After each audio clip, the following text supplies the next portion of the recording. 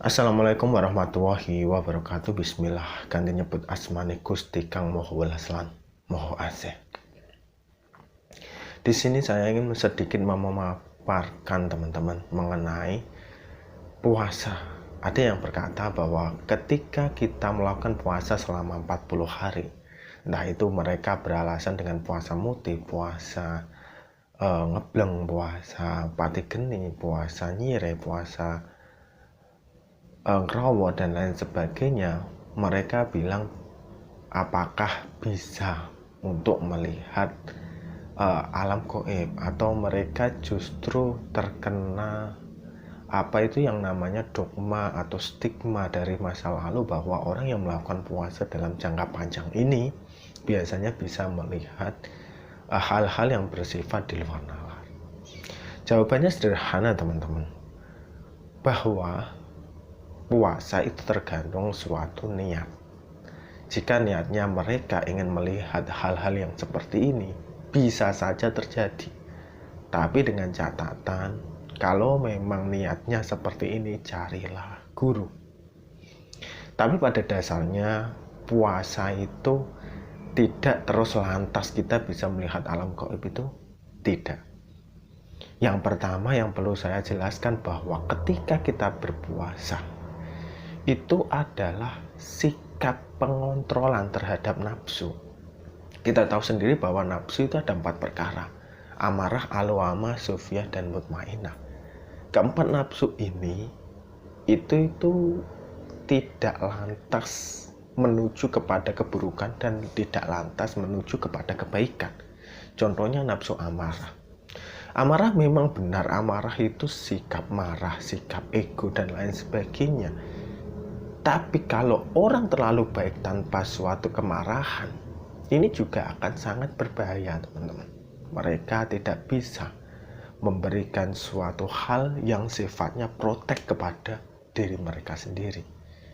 Begitu juga misalnya nafsu perut, misalnya nafsu itu di bawah perut itu namanya apa? Lah itu, ketika nafsu ini bisa dikontrol, ya udah, nafsu ini akan cenderung baik. Tapi kalau nafsu ini tidak bisa dikontrol, akan kemana-mana. Dan juga misalnya nafsu kebutuhan, nafsu keinginan, dan juga nafsu ingin berbuat baik. Kalau terlalu baik kita, itu juga tidak baik kan. Tapi kalau kita terlalu tidak baik juga tidak baik juga. Ini ibaratnya itu nafsu 4 perkara ini adalah air, api, tanah, dan juga udara. Ini mereka tidak bisa saling mengalahkan dan juga tidak ada yang bisa dikalahkan. Contohnya api. Api kalau besar, mungkin disiram air 1 ember pun tidak akan mengecil. Tapi jika air yang kecil ini misalnya habis dilalap api, itu berbanding terbalik jika yang kecil adalah api. Begitu juga udara dan tanah. Tanah jika banyak disiram air seberapapun, mereka tidak akan longsor, tidak akan menjadi lumpur. Tapi kalau tanahnya sedikit, maka mereka akan menjadi lumpur atau bahkan longsor. Inilah perlunya kita mengendalikan sebuah hawa nafsu. Ketika kita sudah mengendalikan, apa sih sebenarnya yang terjadi? Yang terjadi adalah kita memperoleh firasat yang lebih baik. Dalam artian, kalau pikiran kita sudah baik, pikiran kita sudah terkontrol, hati kita sudah terkontrol, nafsu kita sudah terkontrol, maka yang dinamakan nafsu 4 perkara ini itu seperti sedulur atau sahabat gaib yang kita miliki teman-teman. Sahabat gaib ini sebenarnya bisa mengarahkan diri kita. Cuma terkadang kita itu tidak peka terhadap arahan mereka. Kita coba lihat di dalam diri kita sendiri, dalam batin kita.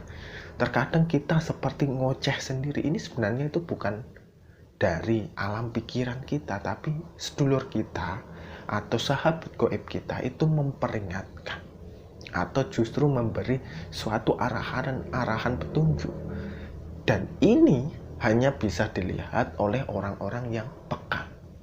Ketika kita sudah peka, kita sudah memahami akan hal tersebut, maka mereka akan cenderung bisa membuat diri kita itu memilih untuk melaksanakan atau memilih untuk tidak. Karena memilih untuk melaksanakan, sebenarnya apa untungnya bagi saya, apa ruginya bagi saya, kita bisa memilah. Dan kadang orang yang sering berpuasa, misalnya 40 hari, neptu 40 atau puasa weton dan lain sebagainya, mereka itu kepekaan batinnya, jiwanya itu akan terasah.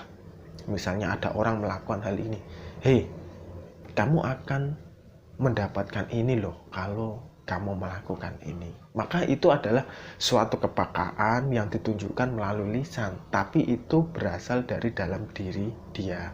Dari dalam diri dia itu biasanya dikontrol atau diwejangi atau ditunjukkan oleh sahabat goibnya tersebut. Jadi masih perlukah kita berpuasa? Perlu. Jawabannya perlu. Kalau puasa itu standar aja. Dalam artian puasa weton. Puasa weton ini kan diajarkan Nabi ya teman-teman. Puasa Senin Kemis itu kan adalah puasa wetonnya Nabi. Kalau misalnya kita lahir di hari Jumat, maka puasalah di hari Jumat. Dan puasa yang lain misalnya puasa 40 hari. Puasa 40 hari ini kan sebenarnya puasa petunjuk, puasa yang mereka rata-rata melakukan puasa 40 hari adalah mereka yang mendapatkan perintah atau mendapatkan wahyu. Makanya kalau ingin berpuasa 40 hari sebaiknya mencari guru agar teman-teman mendapat ujangan atau perintah. Terus puasa yang lain apa? Puasa yang lain adalah puasa Daud. Puasa Daud ini kan diberikan oleh Nabi, diijazahkan oleh Nabi langsung. Maka secara tidak langsung kita pun bisa melaksanakan dan boleh melaksanakan. Karena puasa Daud adalah puasa yang diperintahkan oleh Nabi. Dan puasa misalnya Ayyamul Bid adalah puasa yang juga diperintahkan oleh Nabi. Tapi puasa 40 hari itu dasarnya sebenarnya ya. Dasarnya itu diperintahkan kamu berpuasa seperti orang-orang sebelum kamu. Tapi di zaman Nabi atau Nabi Muhammad itu bukan lagi puasa 40 hari yang diperintahkan, tetapi puasa 30 hari. Monggo teman-teman menganut keyakinan yang mana? Ini bukan semata-mata saya ini menjerumuskan teman-teman untuk melakukan ini dan itu. Tapi saya cuma memberikan suatu gambaran bahwa puasa itu adalah suatu hal yang sebenarnya diwajibkan oleh Allah kepada diri kita. Makanya cobalah lihat teman-teman ke sekeliling teman-teman orang yang kecenderungan sering berpuasa. Itu mereka rata-rata hidupnya sukses, hidupnya berkah, hidupnya berhasil di atas rata-rata kebanyakan orang. Mereka seperti itu. Makanya jika teman-teman ingin meraih keberhasilan itu, cobalah berpuasa. Dimulai dari mana? Dimulai dari puasa Senin Kemis atau puasa weton teman-teman. Setelah itu, kalau teman-teman bisa lakukan puasa Daud. Kalau Daud sudah berhasil, teman-teman memiliki guru pembimbing misalnya yang bisa mengarahkan, coba teman-teman berpuasa yang lebih dari itu, 40 hari misalnya, puasa misalnya dalail dan lain sebagainya. Ada banyak cerita yang saya dapatkan ketika orang melakukan puasa dalail teman-teman. Ada yang bercerita tentang keberhasilan menemukan kekayaan, keberhasilan menemukan ilmu, keberhasilan menemukan jodoh. Bahkan mereka berhasil dalam menjalankan suatu hal tersebut di atas rata-rata. Hanya saja mereka harus didasari dengan niat, hati, pikiran, dan nafsu yang bersih dan ikhlas. Maka semua lelaku batiniah tersebut atau spiritual tersebut akan menjadi spiritual yang berhasil. Semoga beruntung bagi teman-teman semua dan sampai jumpa di video selanjutnya. Assalamualaikum warahmatullahi wabarakatuh.